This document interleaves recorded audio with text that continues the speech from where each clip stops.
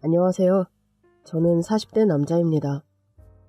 저는 어릴 때부터 힘이 세서 어딜 가나 좀 주목을 받았어요. 초등학교에 막 올라갔는데도 20kg짜리 쌀 한 포대를 번쩍 들 정도였죠. 주변에서는 커서 씨름 선수가 되라, 역도 선수가 되라 하는 소리도 많이 들었는데 보기랑 다르게 공부를 좋아했어요. 학창시절에는 싸움 좀 한다는 녀석들이 저를 자기 패에 끌어들이지 못해 안달이었는데 제가 모범생이었던 탓에 매번 실패했죠. 저의 관심은 근거 없는 힘싸움보다는 필요한데 제 힘을 쓰는 것이었습니다. 저는 반에서 괴롭힘을 당하는 친구들을 돕는 일에도 앞장서는 편이었는데 그 일로 일진무리에게 불려간 적도 있었어요. 수십 명이 저를 둘러싸고 겁을 주는데 살짝 무섭긴 하더라고요. 그래도 녀석들의 행위에 문제가 있다고 생각했기 때문에 저는 대차게 외쳤습니다. 야, 비겁하게 때로 몰려들지 말고 한 명씩 나와. 그 자리에서 10명 정도 들어눕혔더니 나머지는 알아서 도망가더라고요. 돌아보면 위험한 상황이었는데 저에게 덤볐던 녀석들도 아주 악질은 아니었다는 생각도 듭니다. 그 후로는 제가 17대1로 싸워서 이겼다는 둥 별의별 소문이 다 나더니 저를 건드는 녀석이 없었어요. 그때마다 저는 숫자를 정정해 주었어요. 17대1이 뭐야? 30대1은 됐을걸? 그러면서 철없이 으스대던 때도 있었고요. 저의 정의심은 길에서도 자주 발현됐어요. 특히 길 가며 폐지 줍는 어르신들을 보면 그냥 지나칠 수가 있어야죠. 리어카에 한 무더기씩 싣고 다니시는데 제가 힘이 좋잖아요. 그걸 끌고 달동네 꼭대기까지 올라간 적도 있었어요. 할머니, 이걸 끌고 혼자 여길 매일 오르내리시는 거예요? 그럼 이게 다 돈인데 돈 벌다가 골로 가겠네. 살아있는 게 죄지 뭐. 할머니, 그런 말이 어딨어요. 할머니처럼 열심히 사는 할머니를 본 적이 없구만. 왜 없어? 다들 열심히 살아. 그렇게 힘든 사람들을 돕고 얘기를 나누다 보니 제 목표는 자연스럽게 확실해졌어요. 제가 아까도 말했지만 힘도 셌지만 공부를 좋아해서 성적도 좀 잘 나오는 편이었거든요. 저희 부모님은 두 분 다 교사셨는데 저도 교사가 되길 바라셨어요. 네 성적이면 사범대 진학하면 딱 좋을 것 같은데 어때? 아빠, 난 좀 더 사람들을 돕는 일을 하고 싶어. 교사로 학생들을 양육하는 것도 돕는 일이야. 근데 뭔가 좀 더 스케일이 큰 일을 하고 싶달까? 스케일이 큰 일? 좀 더 자유롭게 살고 싶기도 하고. 돌아보면 배가 불렀던 거죠. 부모님이 안정적인 삶을 살게 해주셨다 보니 좀 도전적인 삶을 살고 싶었던 것 같아요. 그래서 저의 목표는 법대 진학이 됐고 부모님은 깜짝 놀라셨습니다. 법대 가서 뭐 되려고? 사람 잘 도와주는 사람. 이왕 할 거면 검사나 판사해. 그건 뭐 하고 싶다고 다 할 수 있나? 부모님은 제가 법대에 간다고 하자 걱정이 많으셨어요. 사람 좋은 제가 법조계에서 어떻게 버틸까 싶으셨던 것 같아요. 그럼에도 저는 법대를 목표로 공부했고 합격했습니다. 법대에 가니 제가 원했던 공부를 실컷 할 수 있어서 좋긴 했는데 막상 가보니 제가 공부만 할 체질이 아니라는 걸 깨달았던 것 같아요. 사법고시를 보긴 했는데 결국 떨어졌고 변호사 사무장으로 취업하게 됐습니다. 이 일로 부모님이 많이 힘들어하셨어요. 기껏 어렵게 공부해놓고 사무장이라니. 이제라도 사범대를 다시 가는 건 어때? 그래, 엄마가 생각해도 다시 공부해서 교사가 되는 게. 그러나 저는 제 선택에 만족하고 있었습니다. 왜냐하면 사무장은 겸업이 가능했거든요. 저는 사무장으로 일하면서 생수사업을 시작했어요. 처음엔 부업으로 작게 시작했는데 사업이 잘 되면서 일이 커지기 시작했어요. 변호사 사무실을 간둬야 하나 고민하던 차 사무실에 웬 예쁜 여자 의뢰인이 찾아왔습니다. 저 상담 좀 받고 싶은데요. 저는 사무장입니다. 지금 변호사님이 법원 가셔서 안 계시는데 저랑 기본적인 상담부터 받아보시겠어요? 예쁘장한 사람이 울적한 얼굴로 들어오기에 이혼을 하려고 하나 싶었어요. 네, 제 동생 때문에 그러는데요. 아, 네, 말씀하세요. 남동생이 사고를 쳤는데 법률 자문이 필요해서요. 얘기를 들어보니 남동생이 사기에 연루가 됐다고 하더라고요. 아는 형이 같이 동업하자고 해서 가족들한테 돈을 빌려갔거든요. 근데 그 형이 그 돈을 들고 튀었다고. 아이고, 가족분들 걱정이 많으시겠어요? 상황이 좀 급해서요. 변호사님은 언제 오실까요? 시간이 좀 걸릴 것 같은데. 일단 제가 기본적인 도움은 드릴 수 있을 것 같은데 얘기하다가 변호사님 오시면 같이 얘기하시죠. 사무장님이라고 하지 않으셨어요? 법률 자문인데 사무장님하고 말해서 뭐가 될까요? 사무장으로 일하다 보면 흔히 있는 일이었습니다.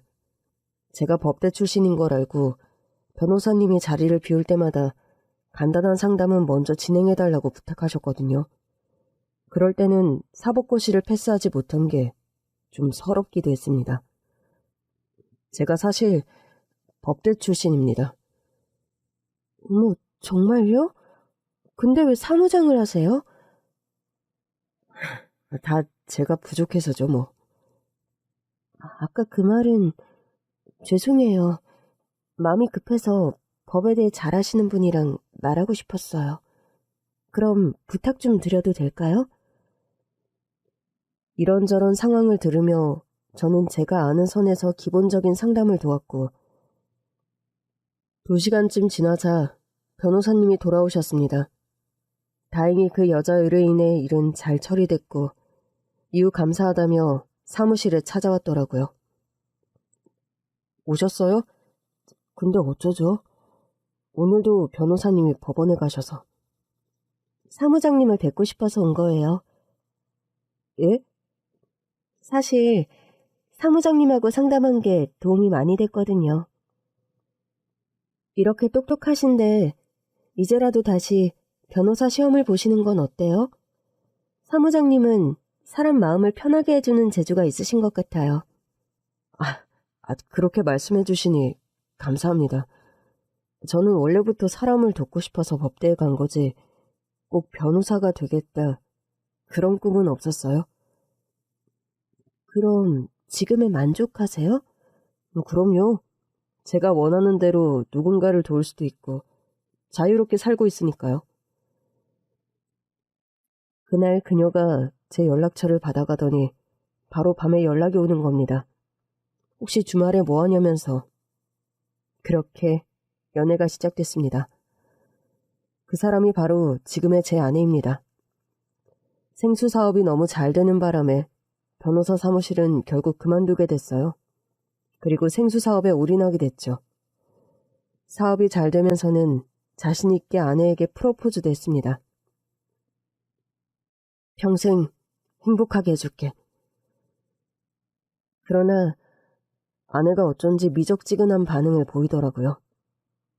글쎄, 생각해보자. 분명 연애도 잘하고 있었고 연애 기간도 길어지고 있었거든요. 이쯤에서 결혼을 하는 게 좋겠다 싶어서 청혼했는데 분위기가 거절 같더라고요. 왜 그래? 나랑 결혼하기 싫어? 아니, 그게 아니라 아내 표정이 너무 어둡더라고요. 대체 왜 그러느냐고 며칠을 졸라 물었더니 결국 말을 하더라고요. 결혼하는 건 좋아. 근데 약속해. 무슨 약속? 내 동생한테 자리 안 준다고. 사실 그즈음 아내의 남동생이 일이 없었어요.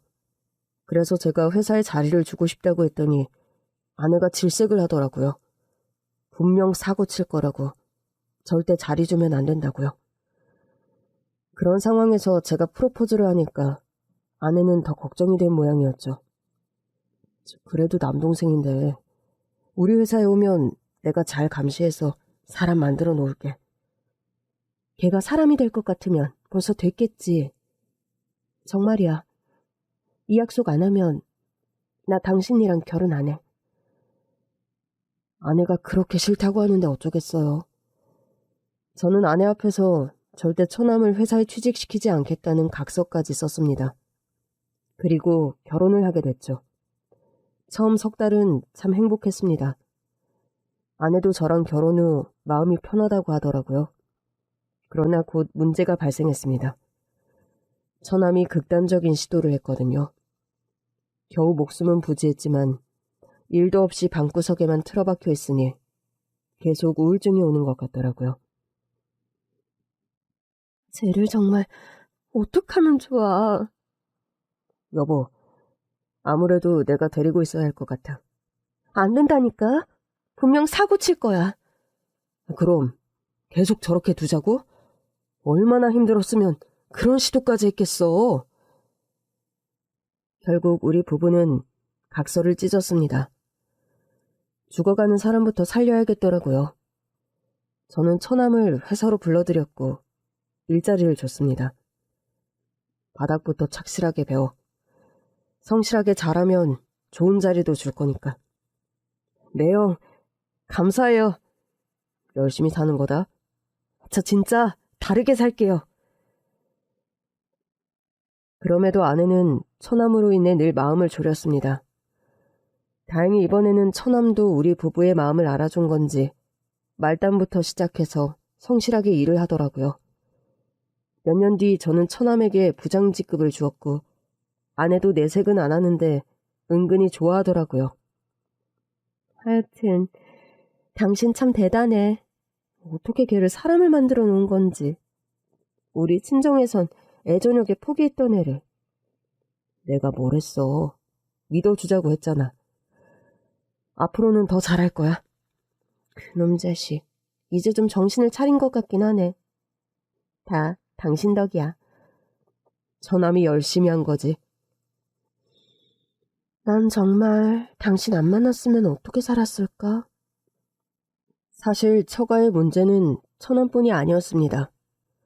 처가는 원래도 형편이 좋지 않은 편이었는데 장인어른께서 일을 하다가 다치시면서 수입이 없어졌거든요. 그래서 제가 매달 생활비를 드리고 있었어요. 아내 모르게 하려고 했는데 아내가 이미 알고 있었더라고요. 이제 쟤도 정신 차렸으니까 당신도 그만 도와줘도 돼. 이제 막 얼고 몰랐는데 벌써 끊으면 힘들 거야. 내가 봐서 천천히 줄일게. 그래도 조금씩은 드려도 되잖아. 지금은 너무 많아. 드릴 수 있어서 드리는 거니까 괜찮아. 솔직히 저라고 왜 힘에 부칠 데가 없었겠어요. 그러나 처가를 원망하고 싶지 않았습니다. 아내를 키워준 분들이고 여전히 제 아내는 저에게 가장 소중하고 사랑스러운 사람이었으니까요. 그래도 처남이 직급이 높아지면서 월급이 많아진 터라 저도 좀 마음이 가벼워지고 있었어요. 그런데 어느 밤 아내와 쉬고 있는데 비서에게서 다급한 연락이 왔습니다. 이 비서, 무슨 일이야? 최 부장님이. 우리 처남이? 왜? 순간 아내가 놀라서 저를 보더라고요. 저는 급히 서재로 갔습니다. 무슨 일이야? 사장님이 공금 횡령을 했다고 고소를 한 모양입니다. 그게 무슨 소리야? 말도 안 되는 소리에 기가 찼습니다. 처남에게 연락을 해보려고 했지만 역시나 받지 않더라고요. 도저히 못 기다리겠는지 아내도 서재로 들어왔습니다. 무슨 일이야? 걔 또 사고 쳤어? 내가 일단 회사로 가서 상황을 좀 보고 올게. 도대체 무슨 일인데? 아내는 답답해했지만 정확한 사실 확인이 필요했습니다. 저는 안심하고 있으라고 별일 아니라고 둘러대긴 했지만 배신감에 머리가 지끈거리고 있었어요. 주차장에 도착해 차문을 여는데 순간 세상이 핑 돌더라고요. 이렇게 출발했다가는 큰일 나겠다 싶어 한참이나 눈을 감은 채 심호흡을 했습니다. 확인 결과 처남이 저를 고소한 게 맞더라고요. 어처구니가 없었습니다. 공금 횡령이라니. 그러나 검찰 조사를 받아보니 정말 제 회사의 공금이 출처 없이 사라졌더라고요. 이 일로 신뢰를 잃은 제 회사는 문을 닫게 됐고 검찰 조사 결과 공금 횡령은 처남이 저지른 것으로 밝혀졌습니다. 더 어처구니 없는 결과였죠. 결국 처남은 붙잡혔고 수용된 후 아내와 면회하러 갔었습니다. 처음엔 계속 안 나오더니 1년쯤 지나자 고개를 푹 숙인 채 나오더라고요. 횡령한 돈 어디 있어? 다 썼어요. 거짓말하지 말고 그 많은 돈을 다 어떻게 써? 아내는 울고불고 처남에게 소리쳤습니다. 너 때문에 우리 집 쫄딱 망했어. 그런데도 입 다물 거야? 네가 사람이면 이러면 안 되지. 결국 처남도 울면서 말하더라고요. 다 날렸어. 나도 사기당했어. 믿었던 형한테. 또 믿었던 형이야? 투자해달라고 해서 무리해서 해줬는데 들고 튀었어. 또 속았단 말이야? 또! 결국 사업이 망해서 처자식은 아내의 친정으로 보내고 저는 고시원 쪽방에 들어가 노가다 일을 하기 시작했습니다. 처자식과 떨어져 고시원에 지내는 건 참 서러운 일이었습니다. 고시원이다 보니 소음 하나에도 예민해서 한 번은 자는데 누군가 제 방문을 거칠게 두드리더라고요. 나가보니 제가 코를 곤다며 웬 젊은 학생이 항의하는데 미안하다고 했어요. 그 뒤 문을 닫고 다시 침대에 누우려는데 갑자기 눈물이 나더라고요. 그런데 더 서러운 건 뭔지 아세요? 울다가 다시 잠이 들었다는 겁니다. 사람이 너무 피곤하니까 울다가도 자더라고요. 그러던 어느 밤 평소랑 다르게 시끄러운 소리에 잠이 깼는데 옆방에서 누군가 구슬프게 우는 소리가 나더라고요. 도대체 누가 우는 건가 싶어 벽에 귀를 대봤는데 잘 모르겠더라고요. 혹시 저한테 코 곤다고 뭐라고 한 청년인가 싶어 밖으로 나가보니 왼쪽 방이더라고요. 저기요, 괜찮아요? 조용히 불러봤지만 문을 열어줄 것 같지 않더라고요. 혹시 몰라 손잡이를 돌려봤는데 그대로 문이 열리는 겁니다. 문을 열고 보니 웬 할아버지가 등을 돌린 채 울고 있더라고요. 할아버지, 무슨 일 있으세요?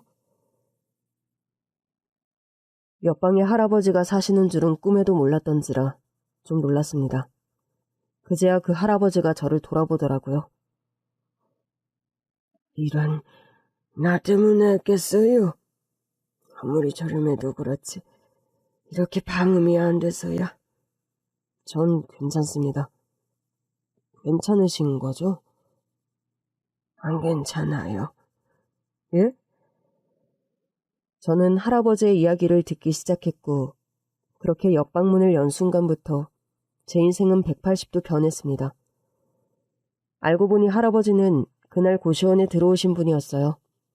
처음에 무슨 일이 있으시냐고 물으니 대답을 못하고 계속 우시기만 하더라고요. 도대체 할아버지처럼 나이 지긋하신 분이 왜 여기에 계시는 거예요? 아무리 물어도 대답을 안 하시는데 갑자기 꼬르륵 소리가 나는 겁니다. 순간 제 배를 붙잡았어요. 밥 먹었는데. 순간 할아버지의 울음소리가 점점 그치더라고요. 그러고 보니 제 배가 아니라 할아버지 배에서 난 소리 같더라고요. 혹시 배고프세요? 아무것도 못 먹어서. 언제부터요? 어제부터요. 예? 저는 급히 편의점으로 갔습니다. 죽도 사고 김치도 사고 이것저것 사서 가져다 드리니 맛있게 드시더라고요. 배가 좀 차니 할아버지가 하소연을 시작하셨습니다. 안 믿기겠지만 내가 부자였어요. 네? 강남에 건물만 몇 채가 있었던 사람이라오. 근데 왜 여기 계시는데요? 어제 들어왔어요. 있는 돈으로 갈 수 있는 데가 여기뿐이더라고. 무슨 사기라도 당하신 거예요? 사기. 차라리 그랬으면 이렇게 속이 문드러지진 않았겠지. 그리고는 또다시 우시는 겁니다. 제가 전에 변호사 사무실에서 사무장으로 일을 했거든요. 사실 법대 출신이기도 하고요. 그러자 할아버지가 눈물을 그치고 저를 보시더라고요. 법대를 나왔어요? 네, 그럼 여기서 사시 준비하는 건가? 아니요. 저도 망했습니다. 저는 사기당했어요. 아주 가까운 사람한테. 그랬어요? 네, 저 자식은 처가로 보냈습니다. 회사가 부도나면서 집도 다 경매로 넘어가고 저도 겨우 고시원 하나 잡아서 노가다 뛰는 중이에요. 세상에. 누가 배신을 했는데? 그냥 있어요. 가까운 사람. 차마 처남이라는 소리가 안 나오더라고요. 그래도 아내의 동생인데 남 앞에서 흉을 보고 싶진 않았습니다. 결국 제 얼굴에 먹칠하는 것만 같더라고요. 가족이라 말하기가 더 어렵지. 나도 그 심정 알아요. 말하면 내 얼굴에 먹칠하는 것 같고. 제 얘기를 듣던 할아버지가 불현듯 그 말씀을 꺼내시는 겁니다. 설마 할아버지도 가족이... 나도 그래서 차마 말을 못하겠어요. 내 자식들이 내 등을 쳐먹었다고 어떻게 말을 해? 할아버님에 비하면 저는 세 발의 피네요. 그럴 테지. 나만큼 장성한 자식이 있을 것 같진 않으니. 혹시 제가 도움을 드릴 수도 있잖아요. 저한테 말씀해 보시는 건 어떠세요? 그냥 법률 공부를 한 사람한테 도움 요청한다 생각하시고요.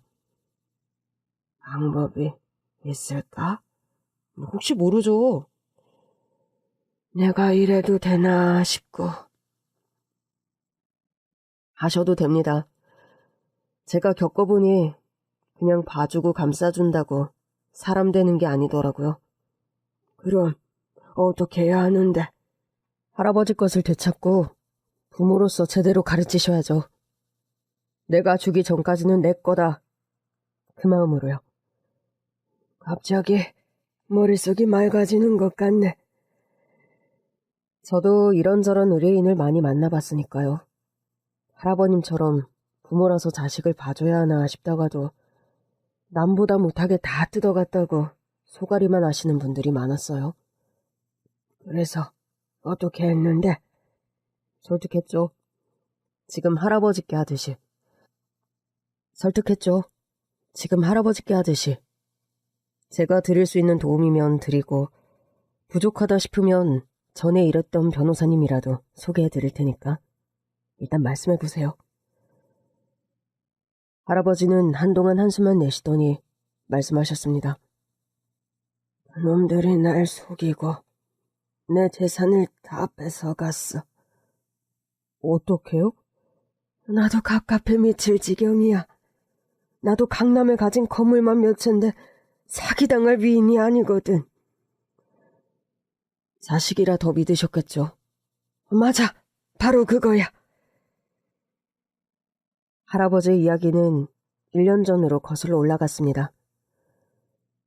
그나들이 갑자기 찾아와서는 건물을 한 채 사고 싶다고 하더라고. 평범하게 살던 녀석인데 무슨 돈이 나서 건물을 사고 싶은가 했지. 아버지, 그래서 말인데 저 돈 좀 빌려주세요. 뭐? 아버지 건물도 많으시고 현금도 갖고 계시잖아요. 나중에 저 주실 거 해서 미리 좀 떼주세요. 도대체 무슨 건물이길래 이래? 진짜 괜찮은 건물이래요. 사기만 하면 대박이래요. 유명 프랜차이즈 커피숍도 들어와 있고 은행도 들어와 있고. 그렇지만 이 수중에 그 건물을 살 돈이 없잖아. 그러니까 아버지가 좀 도와주세요. 다들 그거 놓치면 후회할 거라고 난리예요. 그렇게 아까우면 자기들이 사지. 왜 너더러 사래? 아버지, 그러지 말고 좀 도와달라고요. 뭐, 얼마나 필요한데. 그러나 금액을 들은 할아버지는 기함을 했다고 했습니다. 아니지, 수십억을 들여서 그 건물을 사겠다고? 그 값을 언제 메꾸려고?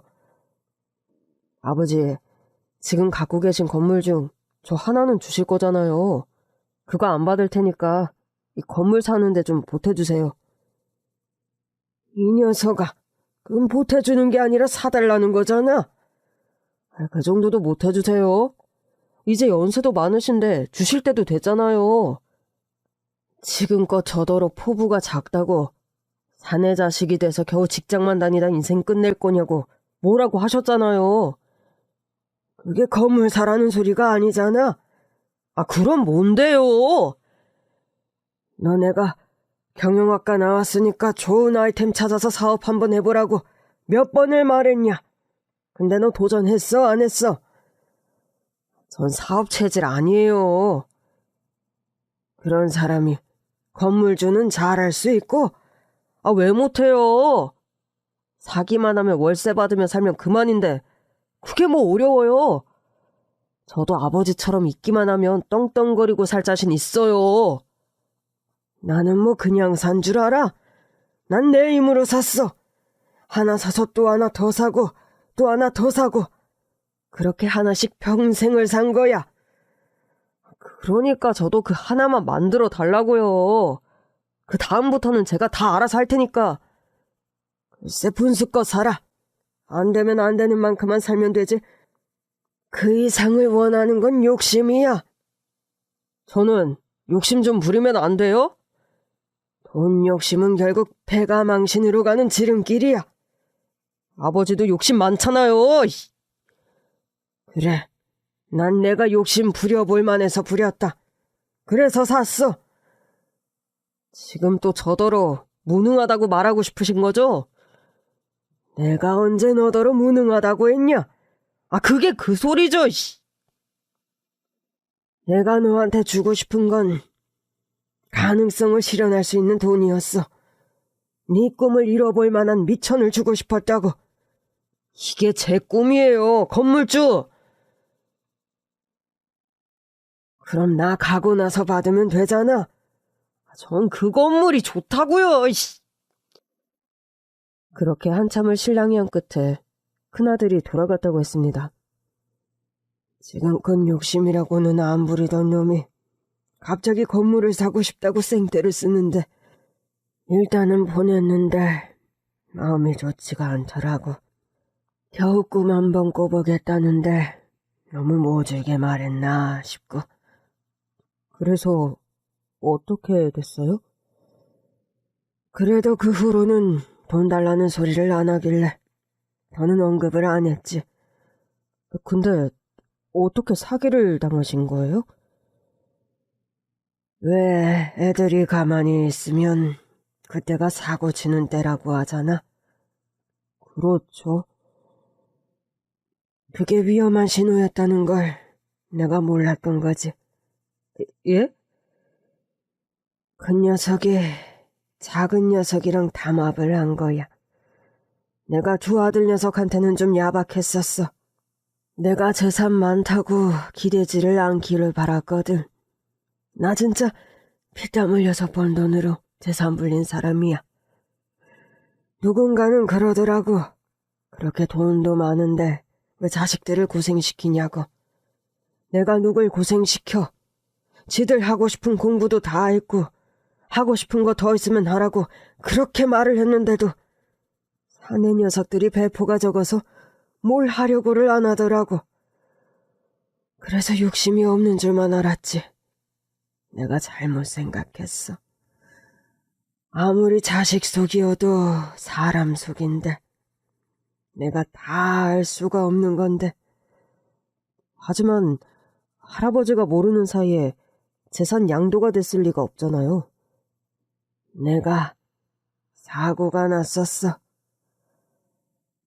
그리고 몇 달 전 할아버지는 바깥 일을 보고 돌아오던 중 갑자기 차가 고장나 큰 사고를 당하셨다고 했습니다. 그땐 정말 눈앞이 깜깜했지. 그 순간은 기억이 나. 근데 사고가 난 순간부터는 아무 기억이 없어. 정신을 차렸을 땐 양로원에 있더군. 네?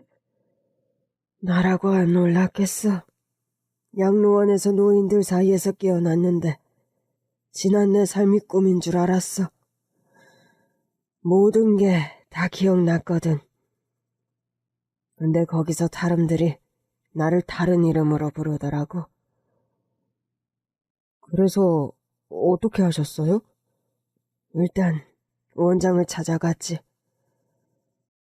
할아버지는 원장에게 자신의 원래 이름을 말했다고 했습니다.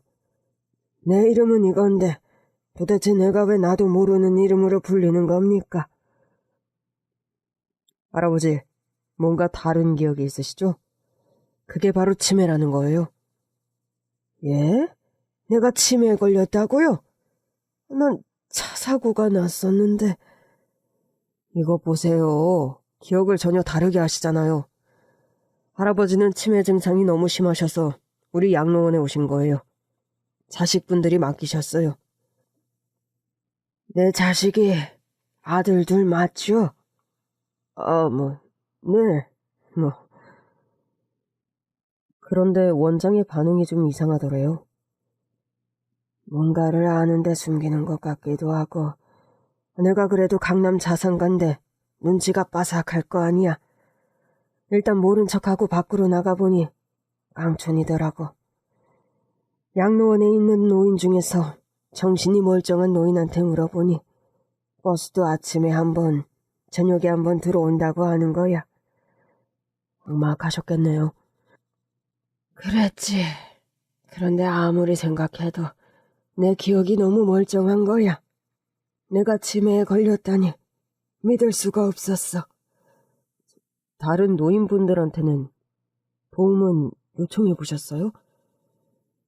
대부분이 치매 노인들이더라고. 2명 정도는 그리고 족이라서 말이 통하는 사람이 있었지.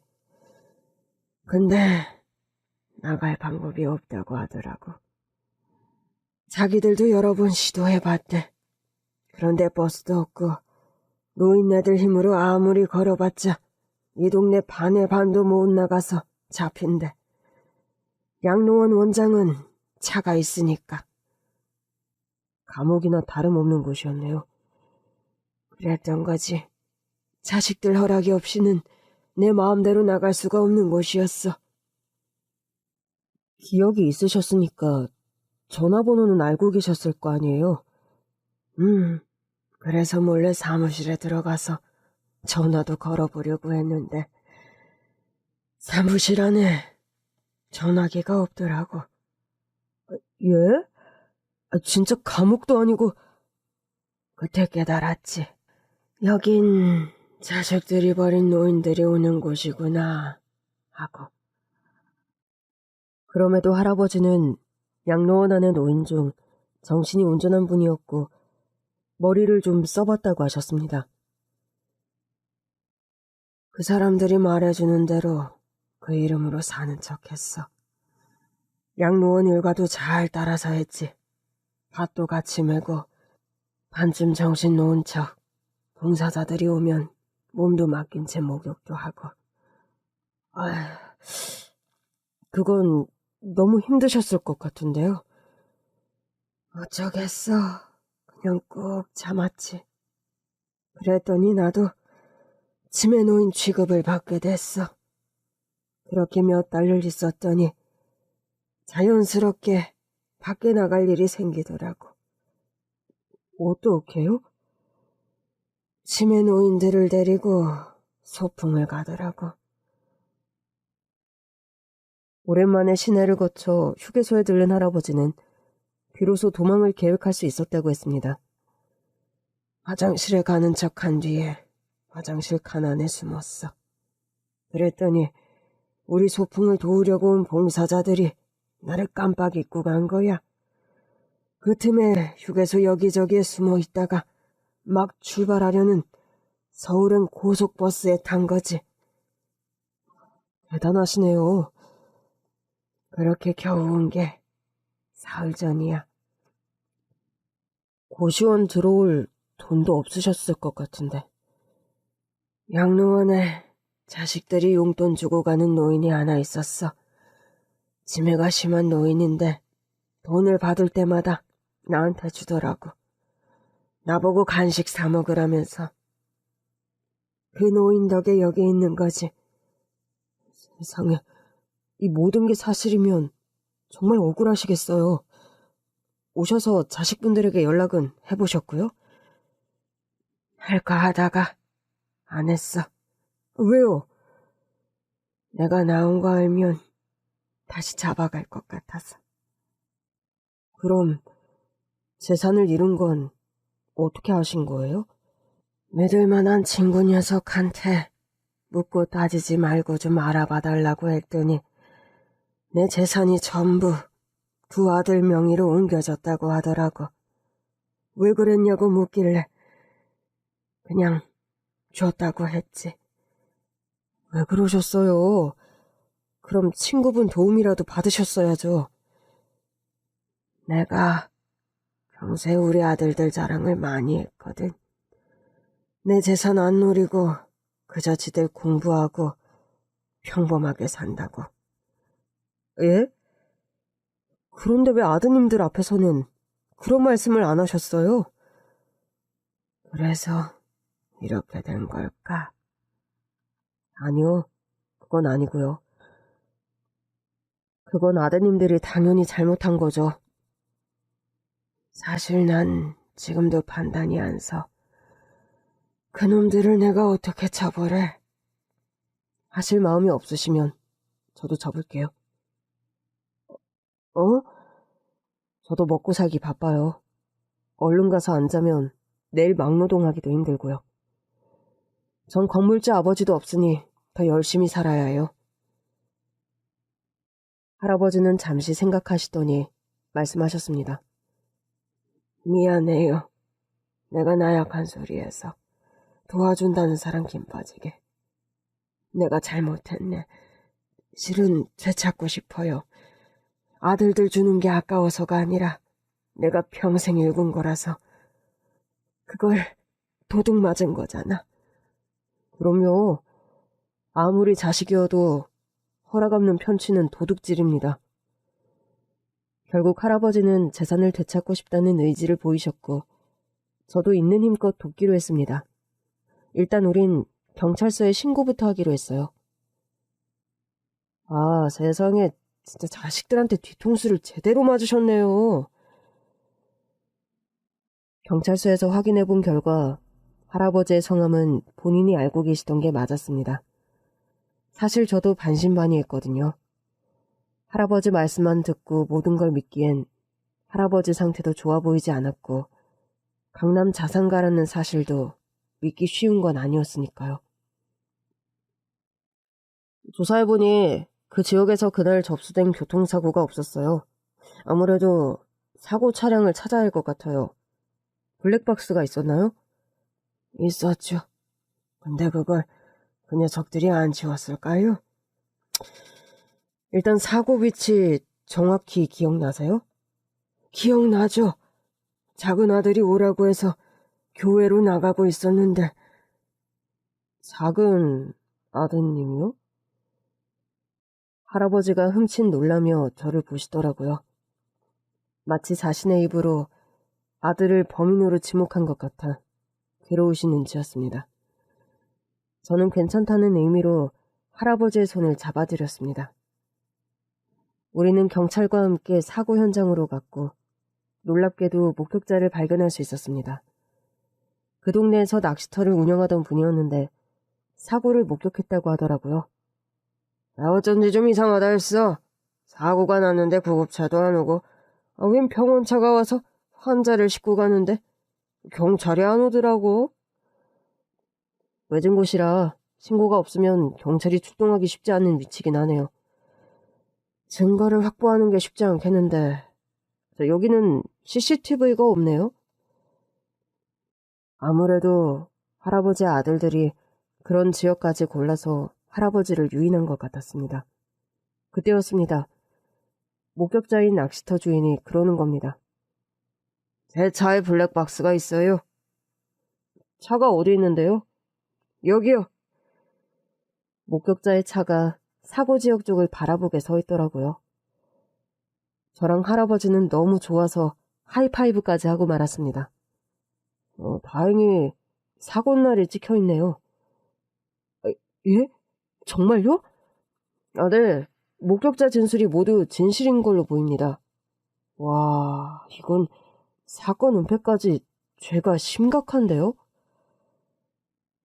사고 후 할아버님을 양로원의 다른 이름으로 가둬두기까지 했습니다. 조사를 해보겠습니다. 만약 그게 사실이라면 양로원도 문제가 있어 보이네요.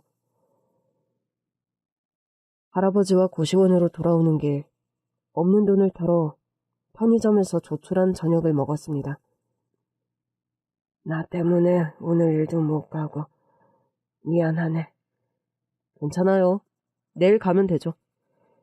그래, 내일은 일 열심히 해. 경찰이 일단 조사한다고 하니까. 그런데요, 아무래도 우리 쪽도 증거를 확보하는 게 좋을 것 같긴 해요. 증거를? 법적 증거가 되든 안 되든 일단 만나서 대화를 해보는 게 좋지 않을까요? 경찰 조사가 언제 끝날지도 모르고 할아버지께서 움직이기 시작했다는 걸 지금쯤은 알았을 테니까 증거를 더 은폐하려고 할 수도 있고요. 그럼 어떻게 하는 게 좋을까? 제가 내일 일 끝나고 모시러 올 테니까 집으로 가시죠. 내 집? 네. 거기 있지 않을까요? 내가 불러 모을게. 아실 수 있겠어요? 그럼 내가 엄연히 살아있는데 도둑질하고 마음 편히 하루라도 더 지내면 안 되지. 다음날 저녁 저는 할아버지와 함께 할아버지의 집으로 갔습니다. 할아버지가 낮에 연락을 해두셨다고 하더니 정말 아들들이 다 모여 있었더라고요. 아버지, 정신이 드신 거예요?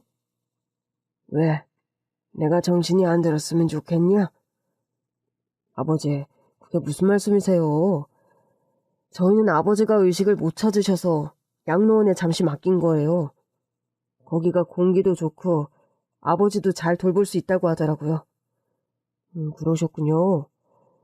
그래서 하루에 버스가 딱 2대 다니는 외딴 곳에 아픈 아버지를 모신 거군요. 제 말에 할아버지의 아들들이 발끈하더라고요. 댁은 누군데 남의 집일에 끼어드는 거예요? 그 순간 저는 움찔했습니다. 그러고 보니 제가 변호사도 아닌데 정의감 하나로 무턱대고 이 일에 끼어들었더라고요. 그때였습니다. 내 변호할 사람이야. 법대 나온 분이야. 할아버지의 말에 아들들도 당황하더라고요. 저도 처음엔 당황했는데 가만히 생각해보니 할아버지의 말이 거짓말은 아니었습니다. 네, 맞습니다. 제가 도와드리려고 왔습니다. 아니, 대체 뭘 돕겠다는 거예요? 두 분이 할아버님 재산을 모두 편취하셨던데요? 아니, 편취라니. 자식이 가져간 게 왜 편취예요? 허락이 없이 가져가셨으니 편취죠. 아버지가 사실상 오늘 내일 하고 계셨으니 우리가 안전하게 보관한 겁니다. 그 많은 재산을 본인들 명의로 돌리려면 재산세도 많이 드셨을 텐데요. 아니, 뭐 그거야. 도대체 어떤 부당한 방법으로 재산을 편취하신 겁니까? 아니, 이 사람이 도대체 뭐라는 거야? 할아버지가 없는 틈을 타서 신분증과 인감 등을 임의로 사용하신 건 아니고요? 예? 할아버지께서는 지금 소송을 생각하고 계십니다.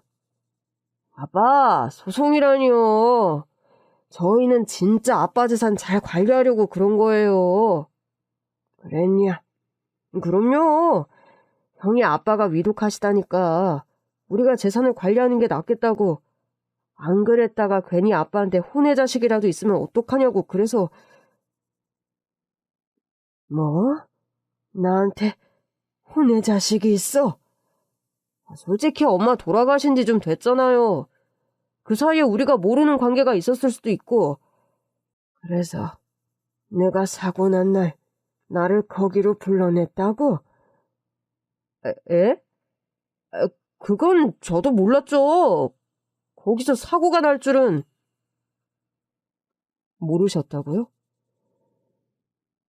갑자기 두 아들이 서로의 눈치를 살피기 시작하더라고요.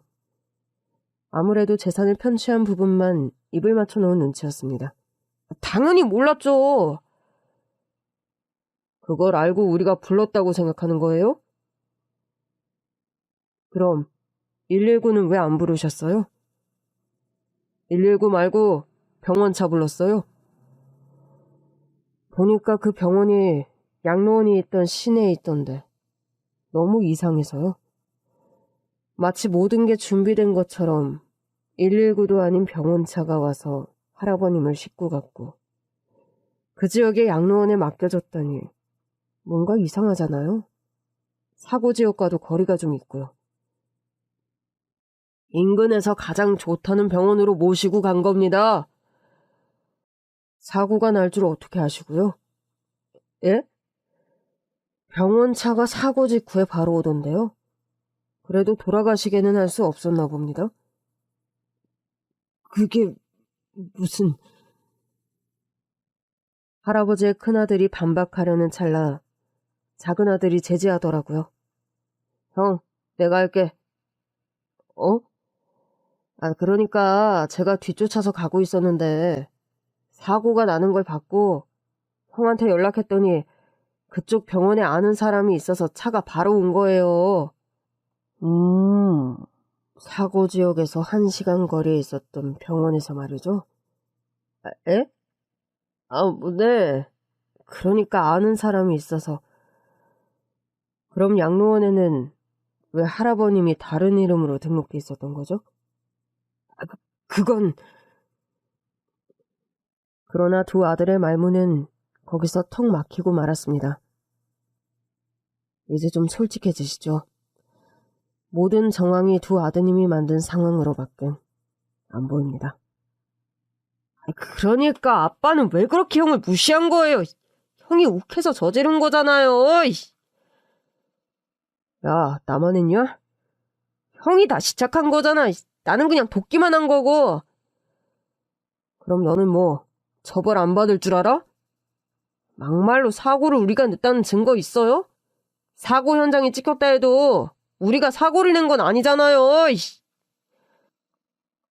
둘째 아들이 마지막으로 발악을 하더라고요. 조사하면 사고의 근원지가 드러나겠죠. 솔직히 말하면 저는 두 아드님이 지금 너무 미련해 보입니다. 뭐라고요? 아버지잖아요. 아버지인데 용서를 구하고 이제라도 편취한 재산을 돌려드릴 생각은 도저히 못하시는 겁니까? 그 순간 할아버지께서 눈물을 흘리셨습니다. 오늘 얘들을 보니 아주 가관이구나. 내가 자식 농사를 잘못 지었어.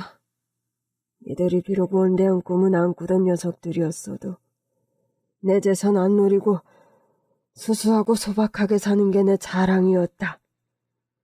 친구들한테도 얼마나 자랑을 했는데 창피해서 주변에 말도 못했어.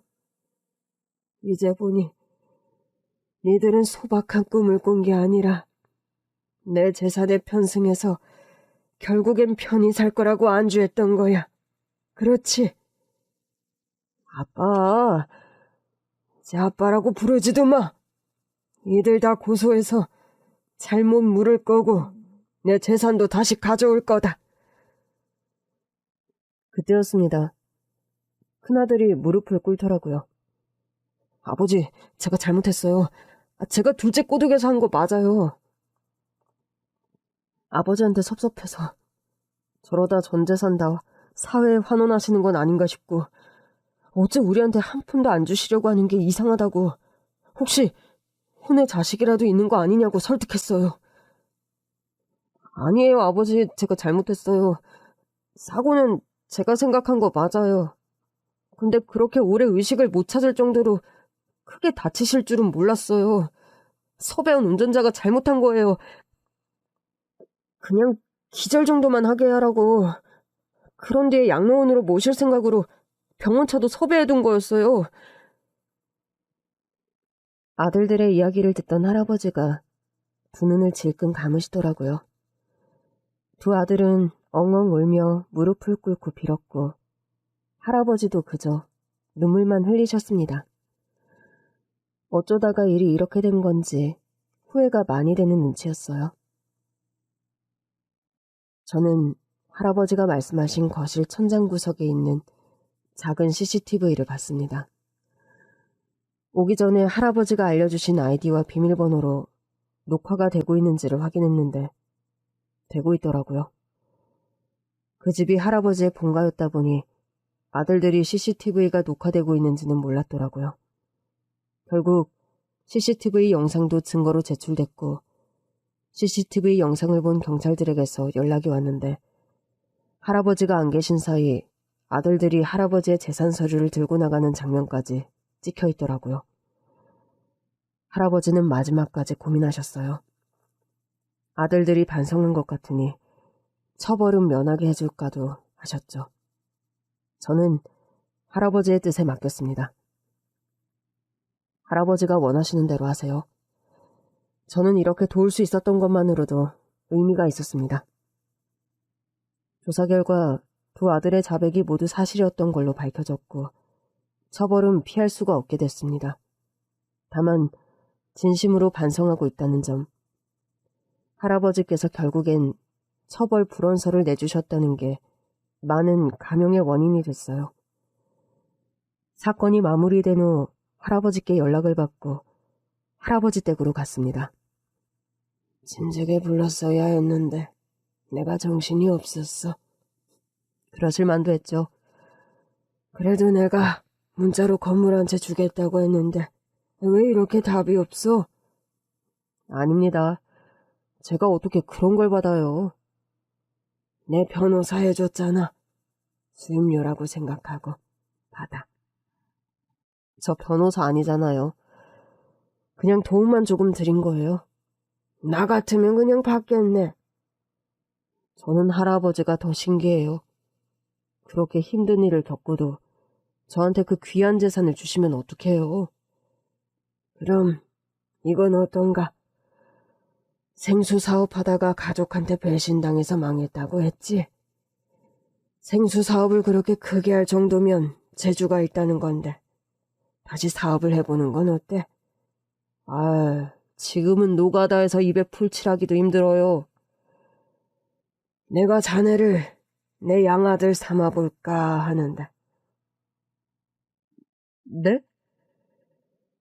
우리 아들들이 준다고 해도 못했던 거 자네한테 해주고 싶어. 사업 자금을 대주시겠다고요? 역시 법대 나와서 그런가 기억력이 좋구먼. 말도 안 돼요. 저는 천천히 가더라도 제 힘으로 할래요. 누가 그냥 준대? 부자야. 원래 사업은 투자받아서 하는 거야. 그만큼 투자자에게 이득을 만들어줘야 하는 거고. 우리 아들들은 이렇게 얘기하니까 바로 꼬리 내리고 포기하던데. 왜? 자네도 자신이 없나? 그건 아닌데요. 제가 수완이 좋긴 해서. 그럼 내 돈 투자 받아서 불려줘. 그럼 되잖아. 그건 자신 있죠. 솔직히 사업을 잘해낼 자신은 얼마든지 있었습니다. 사실 조만간 다음 단계로 넘어갈 생각이긴 했어요. 일단 노가다로 돈을 좀 번 뒤 다시 사무장으로 취업을 할까도 했었죠. 그러면서 사업가로도 제 길을 노린다면 다시 우리 가족이 함께 살 날이 오지 않겠나 막연하게 생각했었습니다. 그러니까 받아서 사업 다시 시작하고 저 자식이랑도 같이 살아. 할아버지, 그럼 제가 드린 선의가 아니게 되잖아요. 세상을 선의로만 살아? 선의를 베풀었으니 기회가 온 거지. 그래도 죄송한데 내 돈 잘 불려줘. 바로 통장으로 보낼 테니까.